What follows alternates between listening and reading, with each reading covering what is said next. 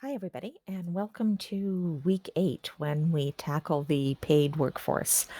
I have a little bit of an issue with the authors of your textbook calling this the gendered world of work, as though things which happen that you're not paid for don't count as work. So I prefer to think about work as having its unpaid and its paid components. And this week we're going to talk about the work people do for which they get compensated in the market in the form of income or salary or wages. So here's where we're going to do, or here's what we're going to do, rather. I'm going to first talk about participation in the paid workforce, or as it's also sometimes referred to, labor market participation and gender, with attention to some of the major trends over the last few decades. I want to look then at the gender gap in income, and which, spoiler alert, still is definitely a thing. And I'm going to look at a couple of different ways that economists and sociologists have tried to explain why this gap persists, even though so many other things about gender have changed. So I'll be looking at differentials, gender differentials in compensation, in allocation of people to jobs, and the idea of different forms of job segregation. I want to do a little bit of sort of local info and take a look at Fort McMurray as an example of a hyper stratified kind of hyper everything um, gendered labor market that reflects kind of in extreme forms a lot of what we see in Alberta with our economy being so tied to resource booms and resource busts. At the moment, I don't know whether we're going to see anything that's quite as extreme as Fort McMurray in terms of gender differentials again in the near future. But it's a good example to look at just for illustrations of some of the important ideas in the sociology of gender and work. I then want to talk about kind of digging a bit deeper into these gender discrepancies, the notion of pink collar ghettos and the notion of the motherhood penalty. And these are concepts that have been advanced that that kind of sh- show how paid work intersects with unpaid work in the home and intersects with other aspects of gender to produce a distinct disadvantage for women in the paid workforce. And finally, talk a little bit about the future. What is COVID doing, or has COVID done to the gender differentials in the paid workforce?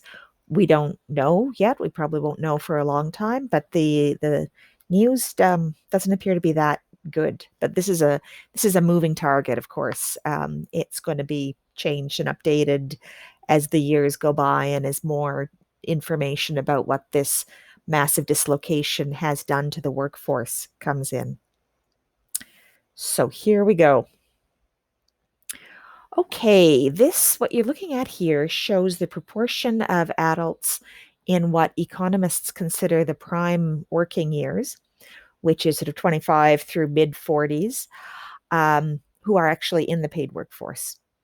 And as you can see, there's not really a whole lot of a story with men. They're bouncing around in the kind of low 90% workforce participation.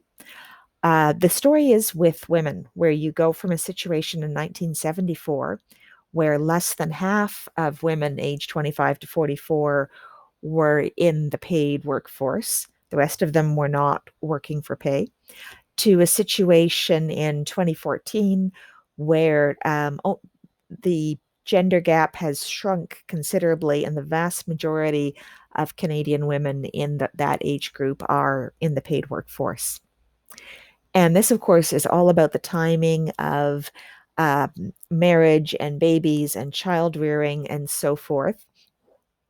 And it's about the movement from a historic era where, as you see here, not ever really a majority, but where a significant number of women were outside the paid workforce, staying home, raising kids, and you had a much sharper gender division, to a situation where that is no longer the norm. And the most common child raising configuration in households with children is with two adults in the workforce.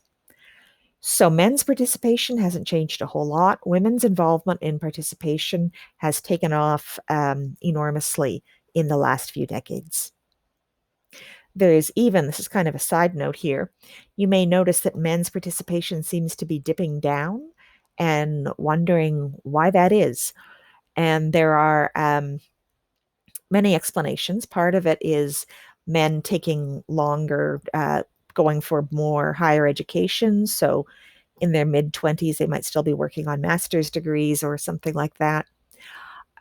We have more individuals on various forms of disability leave, so they're out of the workforce than used to be the case. That's not because people are getting injured more at work. It's because the systems are in place to recognize these disabilities and compensate them.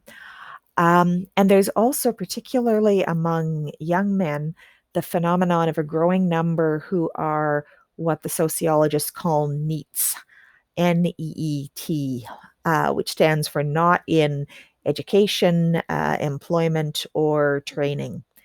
And this is something that's of concern to sociologists and people who sort of forecast for the future, that you're seeing more and more young, particularly young men in their 20s, who are not attached to the paid workforce, but they also aren't in school.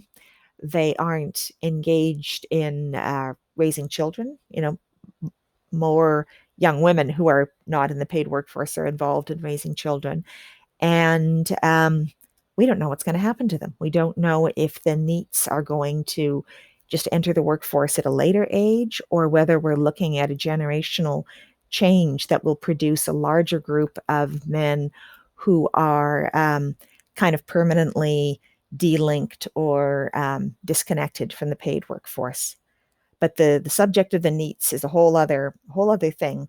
So I'm not going to go into it in more detail than I have just now, but just wanted to signal that to you. Here's another way of looking at the changes over the past few decades. On the left side of your screen, we see employment status by household type from 1976. It's more like employment status and household type, but whatever. And as you'll see there, a slight majority of households, these are households with children, by the way, households with children in Canada were of a setup where you had a father who was a single earner. So there was one income going into the household. The family was living on the father's income. And there was another parent, presumably the mother, who was at home. So that couple, father single earner, was by just a tiny bit the dominant household employment configuration back then. Even in the 1970s, the dual earner couple formation, where you have a couple adults and they're both in the workforce, was starting to gain ground. And there were a few other, smaller or less prominent household configurations as well. And now if we go forward to 2014, the huge growth has been in this dual earner couple formation, where we have over half of all households with children consist of two adults, both of whom are in the workforce. And this father single earner household thing has shrunk down to less than 1 in 5. So that's a huge transformation in employment patterns. You go from more than half of all households have a couple of which there's one income coming in, and that's the husband or the father, to a situation where that is a real minority.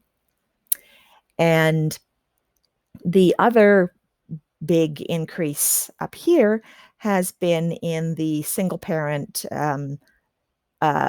mother category. So we're seeing a lot more households that are headed by a single parent, and that parent is, not always, but overwhelmingly likely to be a single mother.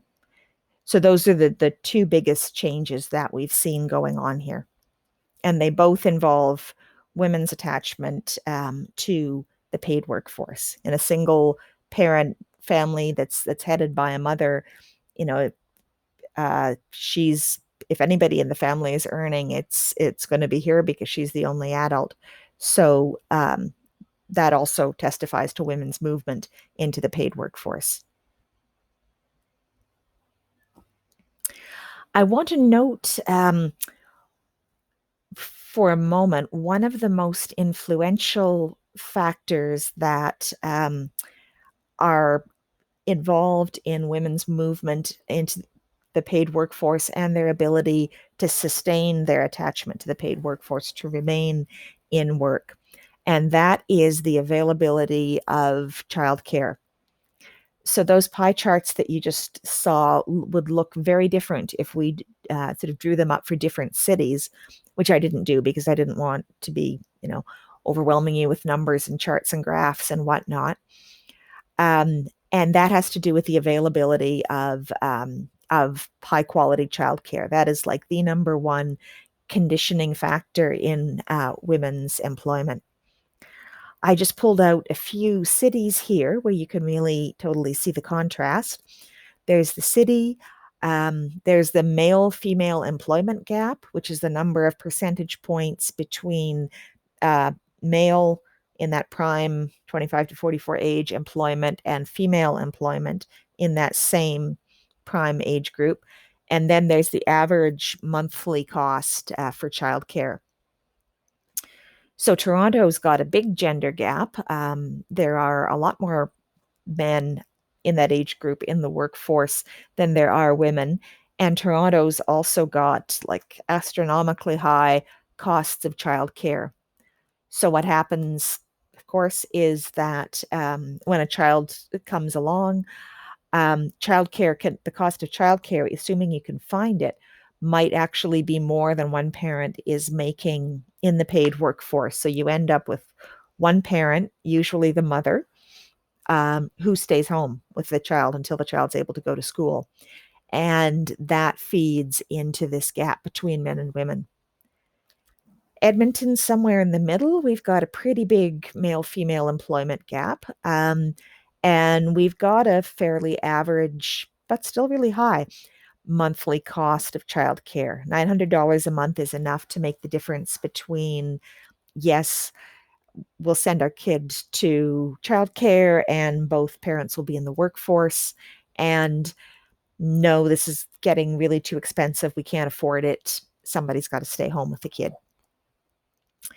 And the city with the closest to parity between men and women in employment, Montreal, has, no, that is not a typo. That really is $174. Quebec has a provincial program to make childcare affordable, which was deliberately designed as a gender equity program to enable women to participate in the paid workforce on an equal footing with men. And it's been really successful in that regard, especially for people in the lower income brackets for whom, $900 a month for childcare is just, way beyond what they're able to earn.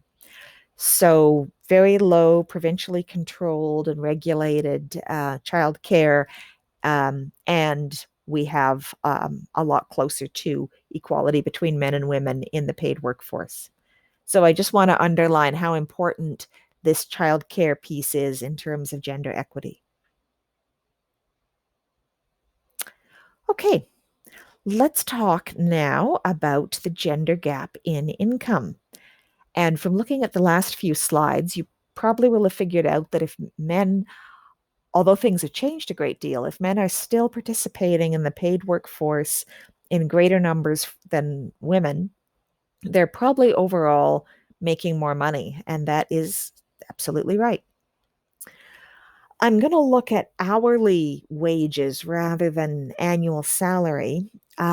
because if you look at annual salary, it gets all confounded by the number of hours that people work per year. So, some people are working a 30-hour work week, some people are working a 45-hour work week, and so their annual wages are going to be quite different because of the difference in number of hours. But if you break it down to the hourly wage status and just compare hour for hour, whether somebody's working 300 hours a year or 600, how much are they getting per hour? That gives us a better estimate of what the gender difference really is. So in 2015 in Canada, overall across like all industries and all provinces and everything, on average, women were earning $26 an hour and men were earning close to 30. So there is a wage gap. It is not as disastrous as, say, in the United States, um, but it's still persistent. It's still with us. And if you think, okay, the difference between $26 and $30 per hour, that's not a whole lot. That's $4 an hour. Multiply that out by the full span of someone's career, from the time they're 25 through their or 20 or whatever until they're 65 and they leave the workforce. Even these like small amounts of a few dollars an hour, think of all the thousands of hours involved, and you end up with a substantial wealth gap between men and women, especially when they're coming to the end of their working careers. You also end up with a substantial savings gap if you think about what that $4 per hour could add up to or could be saved as over the course of people's careers. So while the picture in terms of gender equity and wages is an improving picture, we're not falling behind at least, it still accumulates to a lot of disadvantage because this isn't something that just happens one year. This is something that is sustained for however many years men and women are in the paid workforce. So as you saw in the previous slide, there's the gender wage gap in Canada has actually diminished, which is good news. So let's talk for a minute about why that happened. And there are a number of factors that have contributed to it. One is, as we talked about earlier, the large increase in women going into higher education. For both men and women, the proportion of the population with post-secondary education has grown tremendously in the last few decades, but the growth has been more pronounced for women than for men. So women going into higher education is generating more returns in the form of earnings and in the form of attachment to paid work. A second factor is that many jobs that were historically dominated by women, I'm thinking of things like nursing, elementary school teaching, various health professions, and so forth, have now become professionalized. They've become professions. When I have an aunt who who retired as a nurse. She was a nurse manager a number of years ago. And when she got started in the 1970s, she didn't need a university degree. She finished high school and she did a year of nursing training somewhere, and then boom, you're a nurse. And, she had a very good career and did really well. Um, but nursing had not yet become as professionalized as it is now, where to be a nurse means that you go to school a lot longer, you try for a graduate degree, the skills that are required are usually of a higher order. And the same things happened with education and with a lot of other areas where women concentrated. They've gone from being jobs that anybody could do with a little bit of training, in theory, to things that are closer to the model of professions set by historically male dominated occupations like law, engineering, science, and so forth. So, quote unquote, I'm doing the air quotes things, women's jobs have become more professionalized over the last few decades. Women have also, it's one of these things where uh, we're kind of at the end, well, not at the end, we're further along in a process that began a few decades ago, which is women entering into the workforce. The longer women remain in the workforce, the more seniority they're able to accumulate, particularly if they can stay at one job, the more they're going to get paid. So the women that are now in the workforce, although some of them are young and right out of their education, there are also women in their 40s, 50s, 60s who have been there for a long time. They've accumulated seniority, and so they're getting paid more than a woman in her 40s or 50s would have been making, in the 1970s or 1980s, when there weren't that many women who had like a lifetime of paid workforce experience. So all of these things add up. The higher education piece, the professionalization piece, the seniority leads to increased wages piece, but yet we're still looking at a gap. And as I mentioned, although the gap, if you just take like a snapshot of hour by hour, is fairly small, multiply that out over years and years, and it becomes a significant disadvantage for women. So, what is going on with that? Why are we still looking at a gender gap in income? Now, this is a $1 million question. Like economists love this question. Many explanations have been put forward. Some of them um, eh, don't really fit. And I'm just letting you know in case you hear them, being bandied around. One is the idea that men and women are different in terms of their intrinsic ability to do jobs. Like women have less of an aptitude for science, so high-paying careers in the sciences are out for them, or women are less able to do physically demanding work, so that's why in the trades men will get paid more, and so on. And there's not really a lot of empirical grounding to this idea that men's and women's abilities are so different just on the basis of gender that that women are not able to do jobs or occupations that require some skills or some abilities that only men possess. So the intrinsic ability thing doesn't work. Preference for low wage jobs, believe it or not, this has actually been put forward as a reason why women get paid less. It's supposedly because women are very um, altruistic, sort of self-sacrificing. They're not as ambitious as men. They may have lower self-esteem. So they actually prefer to be paid not so well. They actually choose to be, in positions where they're paid less, which doesn't really make any sense, but yet economists have actually argued that. And the thorny one is the whole question of individual choice. And this is where we run up against a situation where decisions by individuals may be individually totally rational and completely make sense. But when you multiply those individuals out to an entire population, you see a real gender disadvantage emerging. And the classic example of this is the decision with heterosexual couples that when a baby comes along, that the woman will withdraw fully or partially from the workforce to look after the baby because because she earns less, so it's less of a financial hit to the household if she's the one that steps out. On an individual level, that completely makes sense. On a population level, that's one of the ways in which the gender wage gap is maintained. Oops, sorry, I moved too quickly.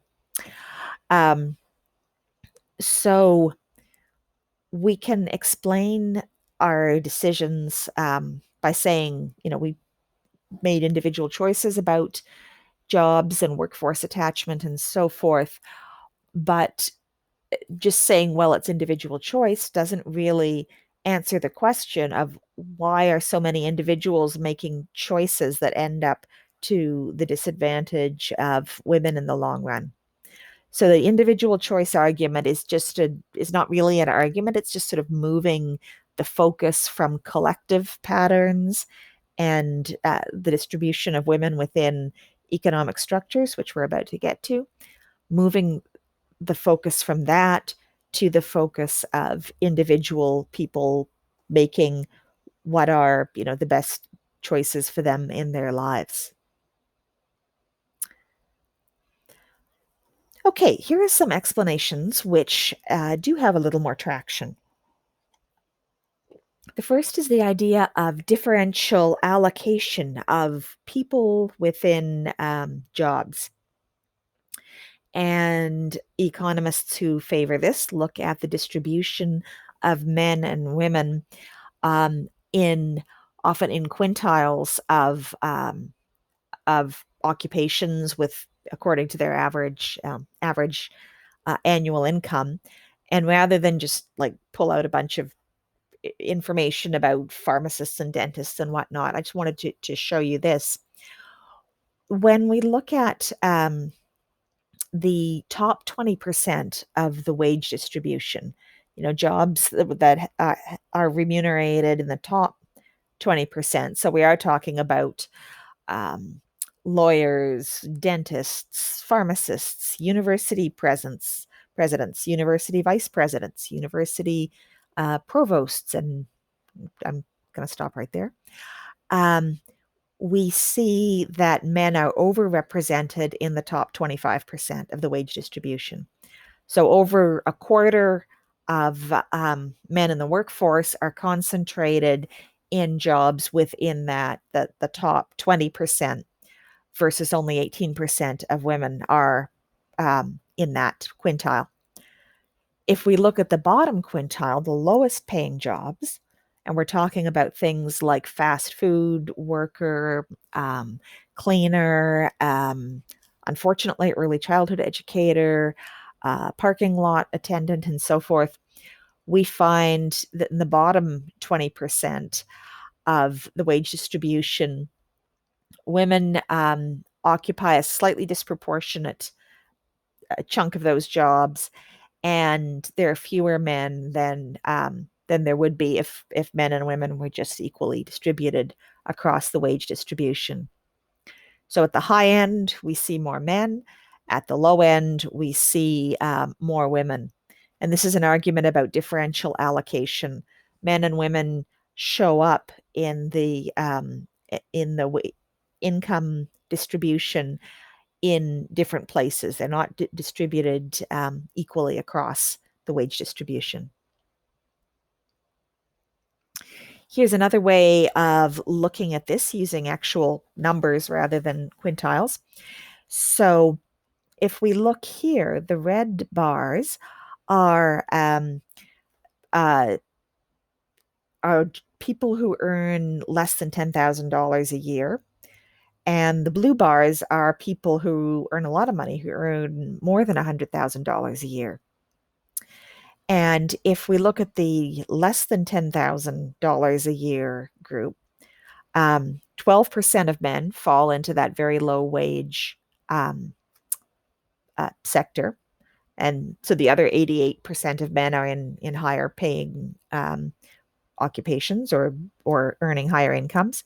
But 14% of women are earning less than, 16.5%, of women are earning less than $10,000 per year.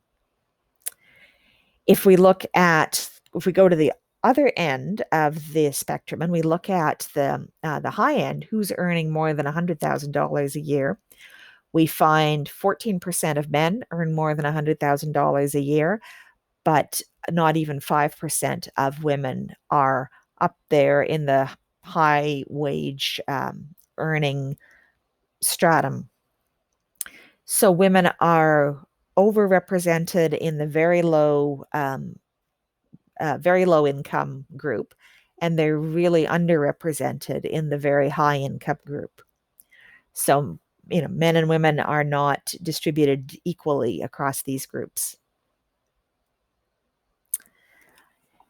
Another way of looking at this is to think about differentials in compensation. And this is the idea that occupations in which men predominate pay more than occupations in which women predominate. And here's the crucial words: net of skill or ability.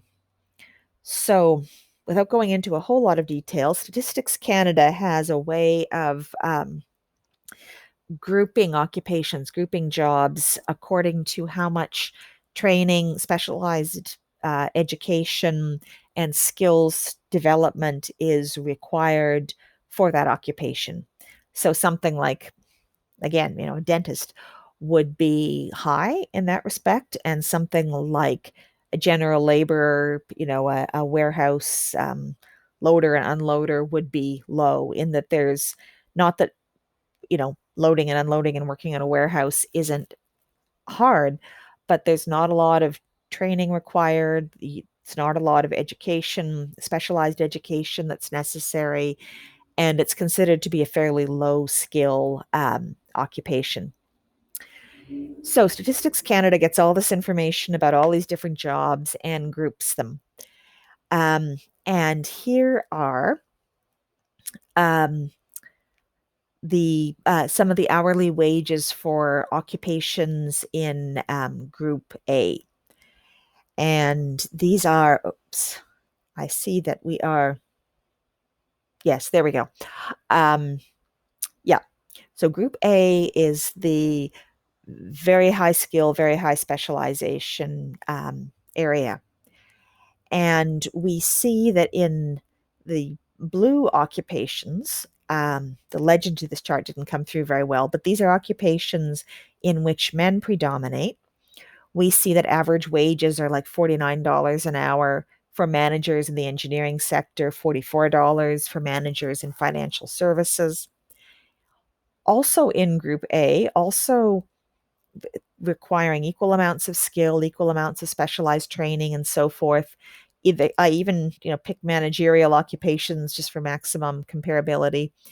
If you're a manager in the education sector or a manager in the healthcare sector, you'll be paid significantly less than someone doing a job requiring equal skills and equal amounts of training who is in a male-dominated profession. And this holds true whether the individual in the job is a man or a woman. So even though engineering management is male dominated, there are some women who are engineering managers, and they get paid quite a lot. It's not a question of they're going to be automatically paid less because they are women. There's some men who occupy managerial jobs in education, and they, just like their female peers, are going to be paid less than people working in male-dominated sectors. So the idea with this differential compensation theory is that it's not always just about the gender of the individual worker. It's about the predominance of genders within certain occupations. And occupations where men have historically predominated tend to pay higher than occupations where women have historically predominated.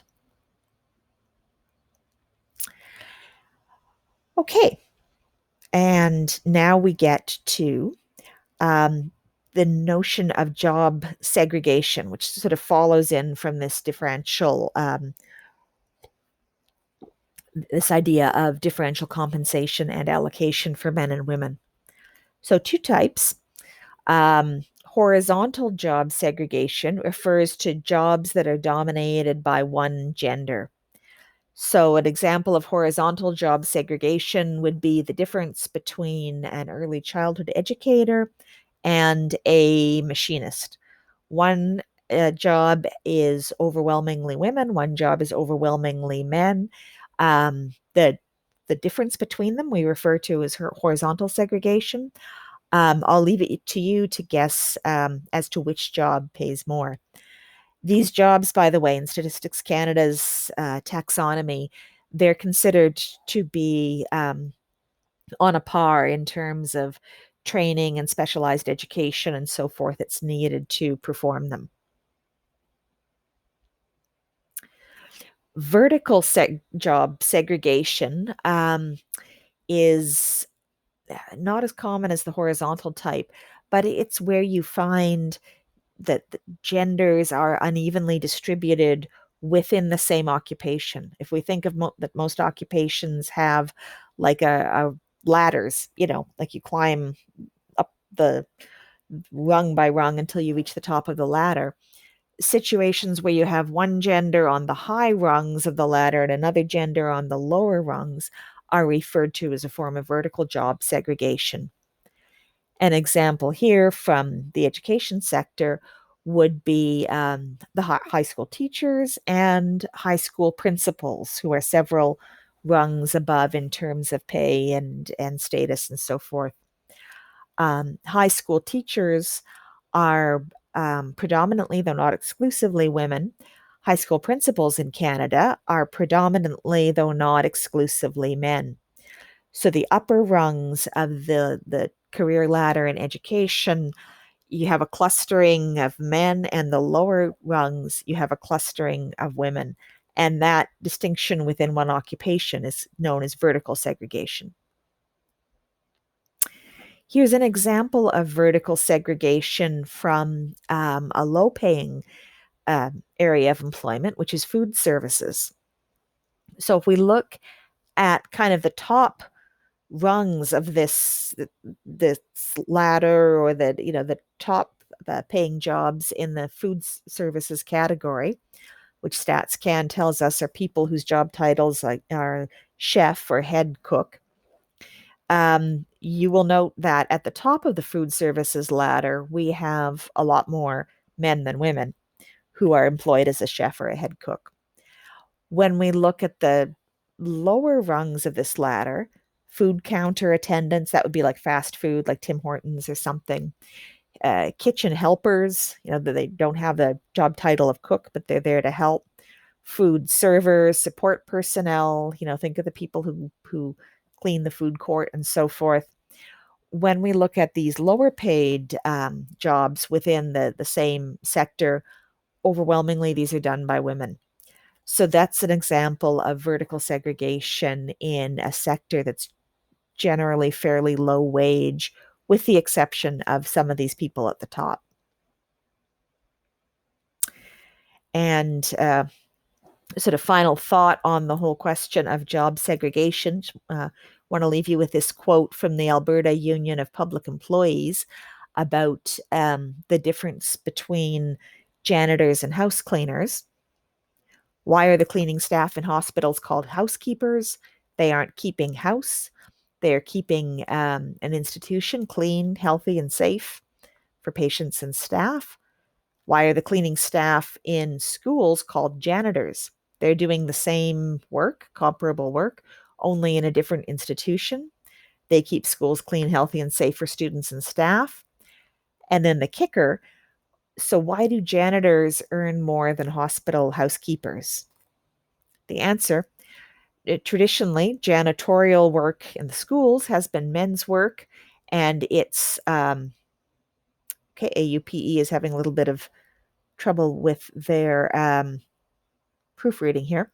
Its occupation has been male dominated, while housekeeping in hospitals historically has been done by women, female dominated, and paid less than school janitors for what is fundamentally really similar work.